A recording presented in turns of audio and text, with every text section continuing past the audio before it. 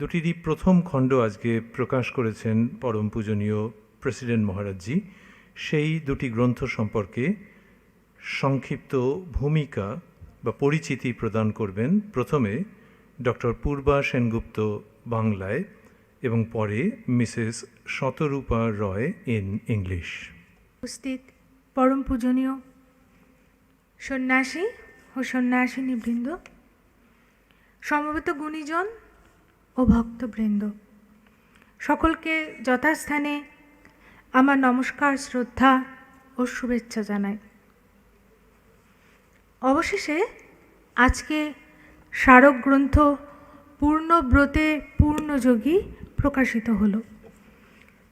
করোনাসুরের আঘাতে এই গ্রন্থের প্রকাশকাল এবং এই অনুষ্ঠানের যে হওয়ার কথা ছিল তা বিলম্বিত হয়েছে, ঠিক কথাই, কিন্তু আমরা গ্রন্থটির রূপ নির্মাণের ক্ষেত্রে অনেক গভীরে প্রবেশ করতে পেরেছি অসাধারণ কিছু স্মৃতিকথা, কিছু তথ্য, কিছু দৃষ্টিকোণ, যা হয়তো সঠিক সময়ে প্রকাশ করলে তা বিস্তারিত করা আমাদের পক্ষে সম্ভব হতো না। লকডাউন নামে যে বিষম বাধা, তাকে অতিক্রম করে আমরা ভার্চুয়ালি আলোচনা করেছি, মিটিং করেছি, স্মৃতিকথা সংগ্রহ করেছি, ইংরেজি থেকে বাংলায় অনুবাদ করেছি। এই দুরূহ কাজগুলিতে আমরা মগ্ন থেকেছি। মহামারী আমাদের এই বিষয়টিকে মন্থনের যে সুযোগ দিয়েছিল, তার এতটুকু অপচয় করিনি আমরা। শ্রী শ্রী ঠাকুরের আশীর্বাদে আজ এই পরিশ্রমের ফল আপনাদের কাছে তুলে দিলাম বিনম্র চিত্তে। দোষ ত্রুটি ক্ষমা করে আপনারা নিশ্চয়ই তা সাদরে গ্রহণ করবেন। গ্রন্থটির নাম পূর্ণব্রতে পূর্ণযোগী। এ এক পূর্ণযোগীর জীবন ইতিহাস। জ্ঞান, কর্ম, ভক্তি ও রাজযোগের সমন্বয়ে মিশ্রিত এক পূর্ণ জীবনের আলোচনায় ব্রতী হয়েছিলাম আমরা। যে জীবন নিবেদিত হয়েছিল সন্ন্যাস ব্রতে, উদযাপিত হয়েছিল সংঘাধ্যক্ষ রূপে পরম গৌরবে। শ্রীরামকৃষ্ণ, শ্রীমা ও স্বামীজি মহারাজের পদপ্রান্তে উৎসর্গ করেছিলেন বহু মানুষকে। রামকৃষ্ণ মঠ ও রামকৃষ্ণ মিশনের পঞ্চদশ অধ্যক্ষ পূজনীয় স্বামী আত্মস্থানন্দজির জীবনের বর্ণনার পূর্বে আমাদের নিশ্চয়ই প্রবেশ করতে হবে রামকৃষ্ণ ভাব আন্দোলনের গুরুবাদের দিকটিকে। আমরা জানি এই আন্দোলনের গুরু হলেন শ্রীরামকৃষ্ণ।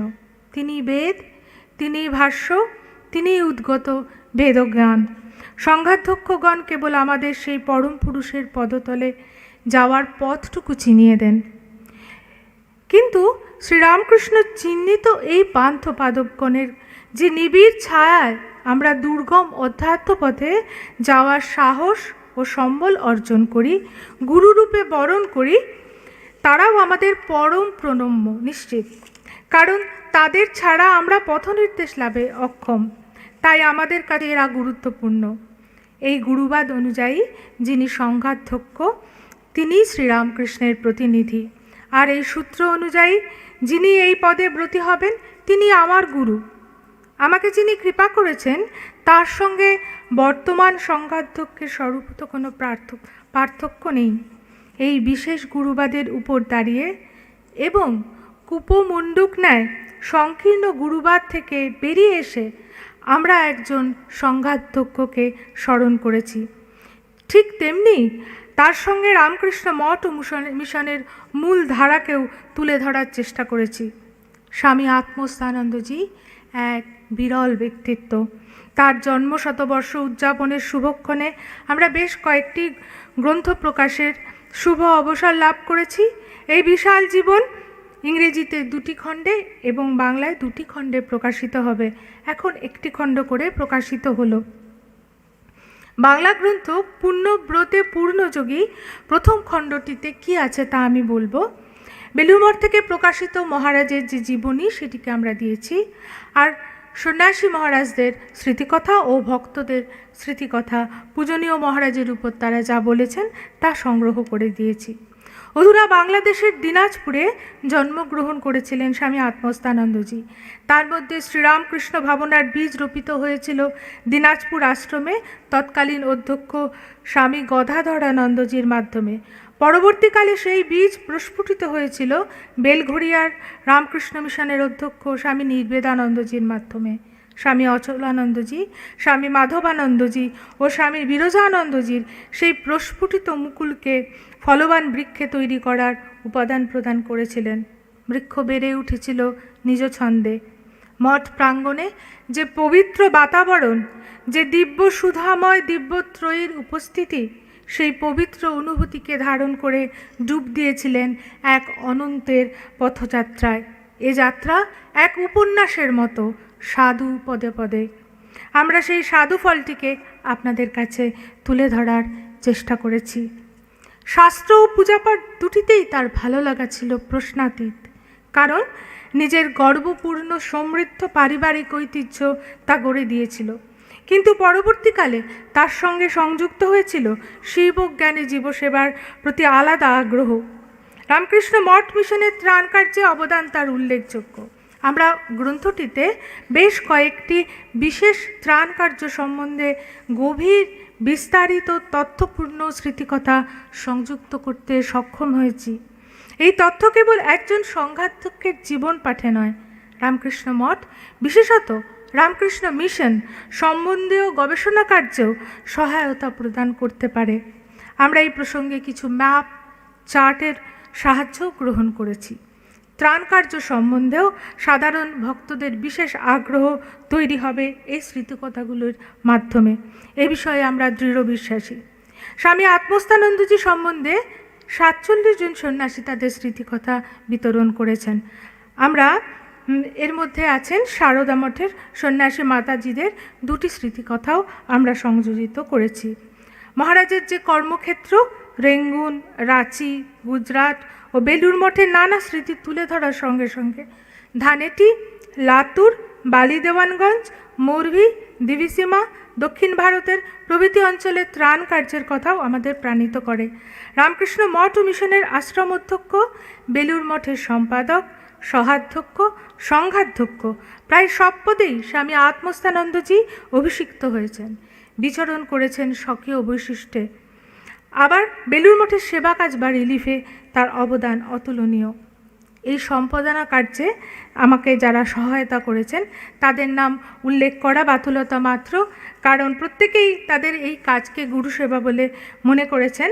এদের মধ্যে দেবরাজ মিত্র ও অভিরূপ দে আমার সহকারী রূপে সম্পাদনার কাজে সাহায্য করেছেন প্রতি মুহূর্তে। আর সঙ্গে ছিলেন ডক্টর বন্দনা দাশগুপ্ত।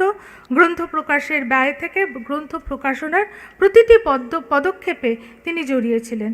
এক্ষেত্রে ডক্টর শ্যামাশিস দাসেরও কৃতিত্ব কম নয়। গ্রন্থটি কম্পোজ করেছেন ও প্রকাশের ক্ষেত্রে সৌমেন ট্রেডার্স কর্ণধার সৌমেন বাবু ও হীরক বাবুর কাছে আমরা কৃতজ্ঞ। তিনিও গুরুসেবার সুযোগ নিয়ে তা সদ্ব্যবহার করেছেন। প্রদীপ প্রজ্বলনের পিছনে যেমন সলতে পাকাবার ইতিহাস থাকে, ঠিক তেমনি এই গ্রন্থের গঠনে ও রূপদানের পিছনে অভিভাবকের মতো দাঁড়িয়েছিলেন পরম পূজনীয় স্বামী বিমলাত্মানন্দজি মহারাজ। বহু ব্যস্ততার মধ্যেও তিনি আমাদের প্রতি পদক্ষেপে পরামর্শ নির্দেশ প্রদান করেছেন। এই দীর্ঘ সময়ে কখনো চঞ্চল হলে উৎসাহ ও ভরসা জুগিয়েছেন, প্রেরণা হয়ে প্রতি মুহূর্তে স্নেহ বিতরণ করেছেন। তার স্নেহে যেন স্বয়ং পূজনীয় স্বামী আত্মস্থানন্দজি মহারাজের স্নেহ স্পর্শ লাভের দিব্য আস্বাদ অনুভব করেছি, নতুন উৎসাহে এগিয়ে গিয়েছি। সর্বোপরি এই গ্রন্থ সম্পাদনার দায়িত্ব আমার কাঁধে দিয়ে তিনি আমাকে চিরকালের কৃতজ্ঞতা পাশে আবদ্ধ করেছেন। আমি তাকে সাষ্টাঙ্গ প্রণাম জানাই। আর যে পূজনীয় সন্ন্যাসী ও সন্ন্যাসিনীগণ এই গ্রন্থের জন্য স্মৃতিকথা দিয়ে এই গ্রন্থটি সুন্দর ও সমৃদ্ধ করতে সাহায্য করেছেন, তাদের জানাই ভুলুণ্ঠিত প্রণাম। আশা করি কিছু ত্রুটি থাকলে নিশ্চয়ই তারা ক্ষমা দৃষ্টিতে দেখবেন। যে ভক্ত ও বিশিষ্টজন পূজনীয় মহারাজের স্মৃতিকথা দিয়ে সাহায্য করেছেন ও তাদের শ্রদ্ধা ও কৃতজ্ঞতা জানাই। তাদের শুভেচ্ছা আমাদের একান্ত কাম্য। গঙ্গা স্নানে মানুষ পবিত্র হয়। এতদিন আমি বুঁদ হয়েছিলাম মহৎ জীবনের আনাচে কানাচেতে, যা গঙ্গা স্নানের তৃপ্তি দিয়েছে আমাকে। তার দৃপ্তভঙ্গি, সমদরদি মন, বিরাট হৃদয়, ক্লিষ্ট ব্যথাতুর মানুষের জন্য অশ্রু বিসর্জন আমাকে কখনো কাঁদিয়েছে, কখনো হাসিয়েছে, কখনো বিস্মিত হয়েছি। গহীন মনের কোণায় অদ্ভুত এক তৃপ্তি বাসা বেঁধেছে। জানি এই অনুভূতি আমার জীবন ভোরব্ধ অভিজ্ঞতার আঙিনায় নবতব সংযোজন। এই এমন এক মানুষের জীবন কথা, যিনি মানুষকে দেবতা রূপে আরাধনা করেছেন। প্রচণ্ড বন্যায় ভেসে গেছে ঘরবাড়ি, সহায় সম্বলহীন মানুষের পাশে দাঁড়িয়েছে রামকৃষ্ণ মিশন। সেই সেবা কাজ হয়েছে তারই নির্দেশে, তারই নেতৃত্বে। যখন শেষ হয়েছে, তখন সারিবদ্ধ নবনির্মিত গৃহগুলির সম্মুখে এসে তিনি কেঁদেছেন। কোনো সেবারত সন্ন্যাসী বা ব্রহ্মচারীর কাঁধে হাত রেখে অশ্রুসিক্ত নয়নে বলেছেন, তোদের একটু কষ্ট হলো ঠিকই, কিন্তু দেখ কতগুলো মানুষ মাথায় ছাদ পেল। দুঃখী মানুষের দুঃখ নিজে অনুভব করাই তো অদ্বৈত অনুভূতির শেষ কথা। কেউ যদি জিজ্ঞেস করতেন, তখন বলেছেন, কেউ জিজ্ঞেস করেছেন, মহারাজ ফুটপাতে যারা থাকেন তাদের কিভাবে সাহায্য করব, নতুন বস্ত্র দেব না কম্বল দেব? মহারাজ উত্তর দিয়েছেন, কম্বল দিও, শীতের দিনে তারা একটু আরাম করে ঘুমোতে পারবে, তাদের আরামে তুমিও শান্তি পাবে। এই গ্রন্থনার সম্পাদনার সময় আমার চোখের সামনে 4টি অ্যালফাবেট সর্বক্ষণ নৃত্য করত। সেটি হলো PPTC। মহারাজ বেলুর মঠের প্রবেশনার ট্রেনিং সেন্টার সূচনা করেছিলেন, যেখানে বেলুর মঠে সরাসরি জয়েন করতে পারা যায়। সেই সব নবাগত ব্রহ্মচারীদের কিভাবে তিনি তৈরি করতেন তা এই গ্রন্থের একটি আকর্ষণীয় বিষয়। স্মৃতিকথাগুলি পাঠ করতে গিয়ে দেখেছি, যারা এই PPTCতে জয়েন করেছেন তাদের স্মৃতিকথার এক আপনজনের স্মৃতিচারণের টান আছে। কথায় বলে, সাধু সাধু সঙ্গ সাধু পদে পদে। মঠের প্রথম পর্যায়ের রূপ থেকে আধুনিকতম রূপটি এই মহৎ জীবনে পরিস্ফুট। এই জীবনে প্রেরণার উৎসধারা হয়ে রইবে চিরকাল। সেই ভালো লাগায় প্রাণিত হয়ে দিব্যত্রয়ীর চরণে প্রণাম জানাই, আর আপনাদের সকলের চরণেও বিনম্র প্রণতি। নমস্কার। ॐ जननीं शारदां देवीं रामकृष्णं जगद्गुरुं पादपद्मे तयो श्रित्वा pranamami muhurmuhu. Our prayers and salutations to Sri Sri Thakur, Sri Sri Ma and Swami Vivekananda. In the glorious name of the Holy Trinity and their supreme devotee, Swami Atmasthananda Ji Maharaj, I welcome you all to this ennobling and empowering afternoon session. Bowing down in reverence, gratitude, peace, and joy, I offer my deepest and affectionate regards to our most revered Maharaj and the 15th President of the Ramakrishna Order, Srimad Swami Atmasthananda Ji. I offer my respectful pranams to all revered sadhus of the Ramakrishna Order and the revered sannyasinis of Sri Sharada Math, as well as to all brahmacharis and brahmacharinis present for the auspicious centenary celebrations here today. And indeed do I feel blessed to greet the august assembly of guests, delegates, devotees, and disciples. A very good afternoon to all of you. Revered Maharaj had the habit of writing from a very young age. He was an excellent orator and an accomplished writer. A Glorious Life is a compilation of articles, lectures, messages, diary, letters, and other important writings in 2 volumes. Volume 1 is fully dedicated to the written and spoken words of revered Atmasthananda Ji Maharaj. The first volume has 71 published and unpublished articles, talks, and discourses arranged thematically. The book begins with a detailed life history of revered Maharaj. This is followed by enlightening yet lucid commentaries on Sri Sri Thakur, Sri Sri Ma, and Swami Vivekananda. In these articles, replete with anecdotes, revered Maharaj often expresses himself as a beautiful storyteller, especially when he writes on Sri Ramakrishna and Holy Mother Sri Sharada Devi. There are repetitions, but those are reflections of a mind devoted to the Supreme in every thought and breath of his life. The section on Swami Vivekananda is the most elaborate and expansive, covering 15 pieces, including articles and speeches.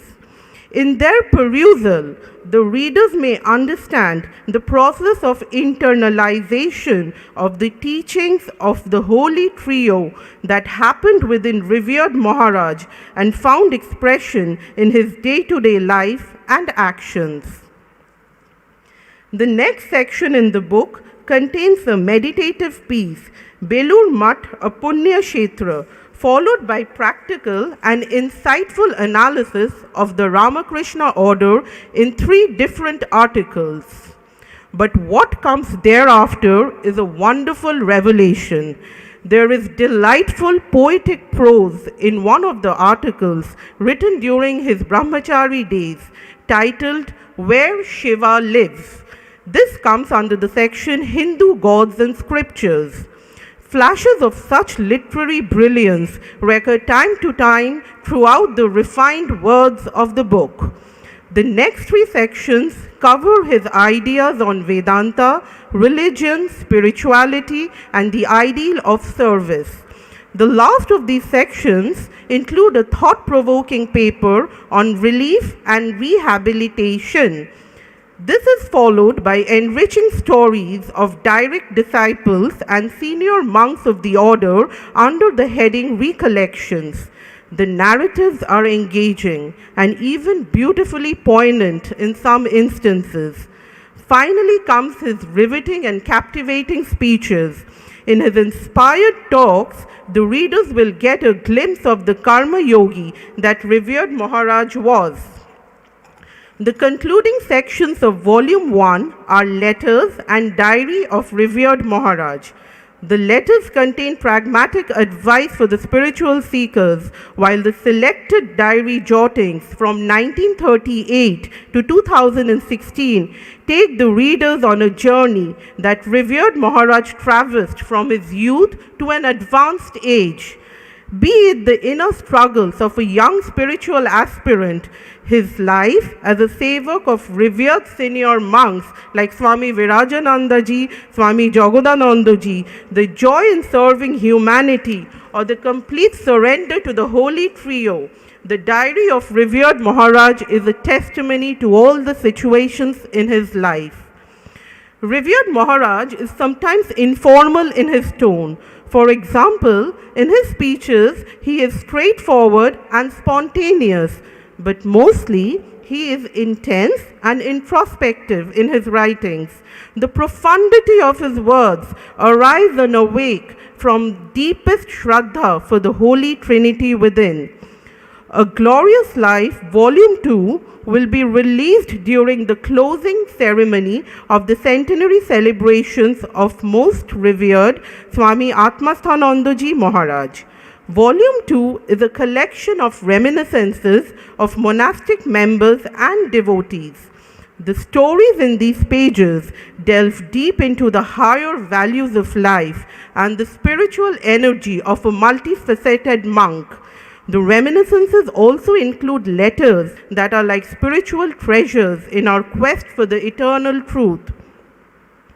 Volume 2 also includes messages, forwards, interviews of revered Maharaj, along with Namami Shri Gopala Krishnam, a Sanskrit stotram composed by him on Janmashtami, and Mayavati Diaries, a register account of the daily life there that he wrote during his brahmachari days. Both the volumes include 64-page illustrations of revered Maharaj, his family, illustrious ancestors, his education, places he visited, and life after joining the order. The depth of his knowledge and its practical implementation, especially in relief activities of the Ramakrishna mission, is an important lesson for one and all. He practiced what he said in his writings, Atmano mokshartham jagat hitaya cha, and Shibo Gane Jibo Sheba. Revered Maharaj lived his life in a spirit of worship and prayer as revealed in his works. He lived a glorious life at the lotus feet of the Holy Trinity and as a blessing and service to humanity. This brief introduction summarized the contents of the book. The editorial team is thankful to each one who helped in the creative process to bring out a glorious life. Revered Swami Atmasthananda has been instrumental in shaping the book, and we thank him sincerely for guiding us. Would also like to thank Shri Debraj Mitro for his active support to the project. The editorial team also apologizes for any mistake in the production of the book. As shown by revered Maharaj through his life and teachings, may we come closer to the lotus feet of the Master and the divinity that is there in each one of us. Thank you very much. Pranams to all.